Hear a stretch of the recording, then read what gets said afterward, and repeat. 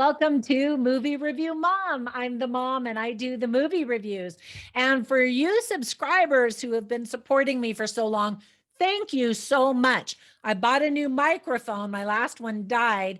So thank you for putting up with terrible audio, and comment down below. Let me know how this one sounds.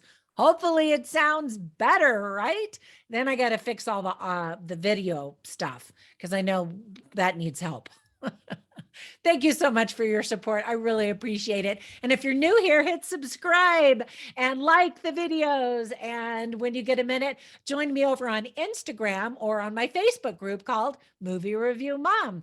All right, so the movie I'm reviewing today is called A Perfect Pairing. This rom-com premieres on Netflix on May 19th, 2022. It's rated PG and is an hour and 41 minutes. I'll give you an overview in a nutshell, and I'll point out things I liked and didn't like, as well as offer tips for parents, themes worth talking about, funny lines, interesting lines, and even recommendations for some other films that I think you might like if you like this one. All right, let's dive in. In a nutshell, when Lola, played by the beautiful Victoria Justice, a hard-driving LA wine company sales exec, quits her job in hopes of starting her own wine distribution company, she eagerly books herself a plane ticket to rural Australia to chase her first potential client, Vaughan Family Wines. Unfortunately for Lola, the Vaughn family is not interested in doing business with a fledgling or new company. Eager to prove herself, though, Lola volunteers to fill a vacant position on the Vaughn sheep farm as a farmhand. At first, Lola doesn't seem cut out for the tough work of mending fences and wrangling sheep, but she and the dashing station manager, Max, played by Adam Demos, strike up a friendship and maybe even a romance as he trains her. And as they open up to one another, Lola discovers that Australia has introduced her to much more than just a love for entrepreneurship with a newfound love for Max. Big surprise. But will Max's secrets prevent Lola from reaping what she romantically sows? The film was directed by Stuart MacDonald. Old MacDonald had a farm, a sheep farm.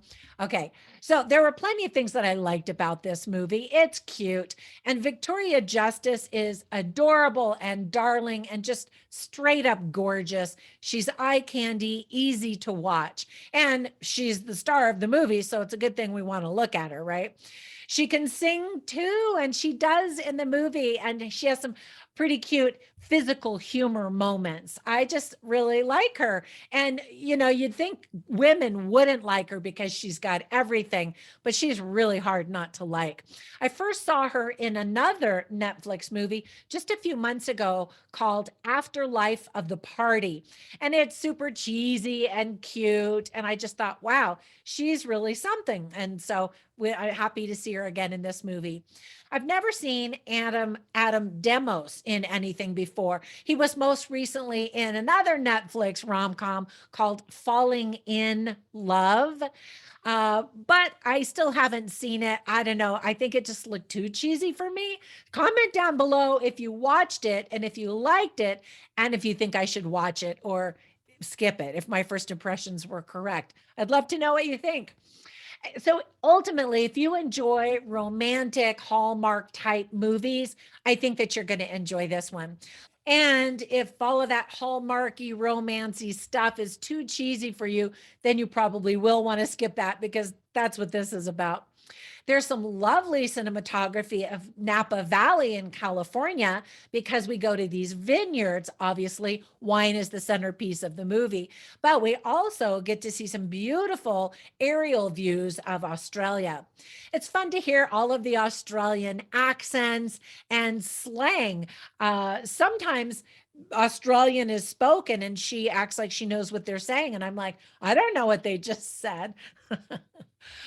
It's cute to hear Lola, again, played by Victoria Justice, think of sheep names, you know, as she's trying to herd these sheep. She comes up with Meryl Sheep, Callista Flockhart, and Barbara Streisand. I know it's cheesy. It still made me laugh. There are a couple of cute group songs, not like, musical numbers or anything like that. Just, these pals that she ends up hanging around and becoming friends with. They just kind of sing and it's kind of cute. You get to see a baby kangaroo and it's adorable, and a flat out bear.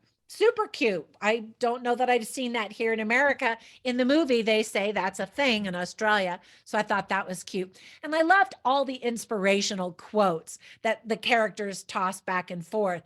I actually have a podcast called, now get this, Daily Inspirational Quote, hosted by Trina Boice.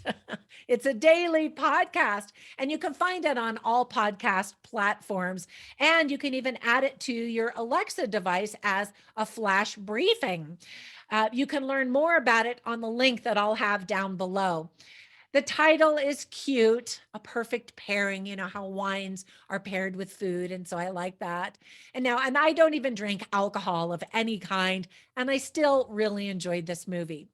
That being said, there were a few things that I didn't like or thought could have been done better. For example, the movie is very predictable. I mean, as soon as you see this handsome guy show up, you're like, all right, we know how it's going to end.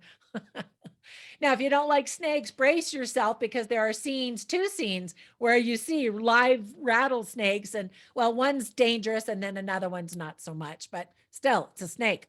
And, they're unexpected. They're like hiding in places, and the characters are all, ah. I thought Lola's reaction when she learned a certain secret about somebody was kind of odd. She gets all angry and morally superior, when instead she could have been really excited. But I understand that the writers are trying to create a dramatic moment and a fraction in this hero's journey where there's, a big challenge that has to be conquered. And it just seemed like they've really forced that one for the sake of having a climax and then the denouement resolution, whatever. There's a friendship that also breaks apart, and rightly so. But then all of a sudden, the next scene, they're besties again. And I'm like, well, that could have been the big challenge and the big moment where there's dramatic climax and then maybe some resolution, but like, boom, within a scene, they're all besties again. And I was like, I don't know that I would have, I don't know, done what she did.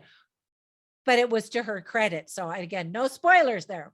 There are definitely some cheesy moments. And there was also a missed opportunity when Lola wanted to see a koala bear, and she mentions it 2 or 3 times.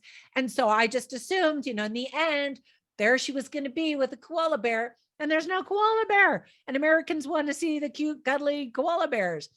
So anyway, let me give you some tips for parents.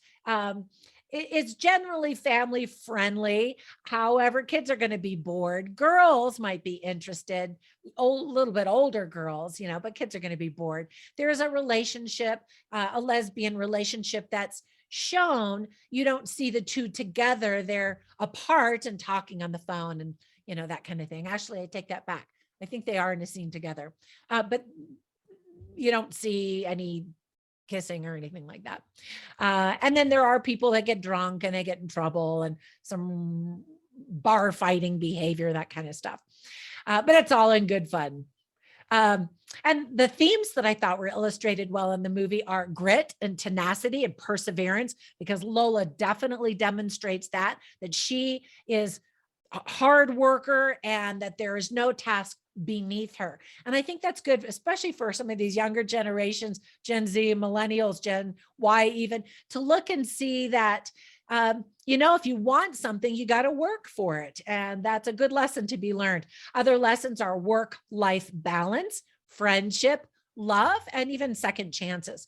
So I always write down funny lines and interesting lines, and I include them on my written review at moviereviewmom.com. You run over there and check those out. But I'll share a couple of them with you right now.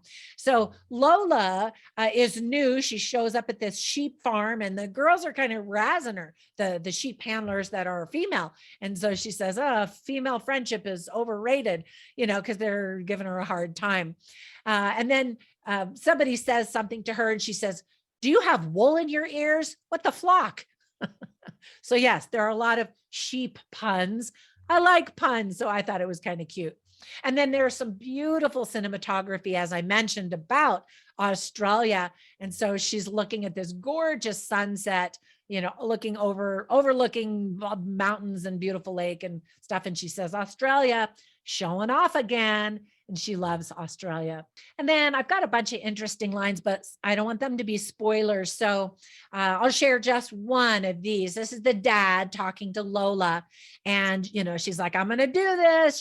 She's going to quit her job and start her own company. And he's like, is your gut telling you to do this? Then I say, let's go a lot of bold and a little crazy.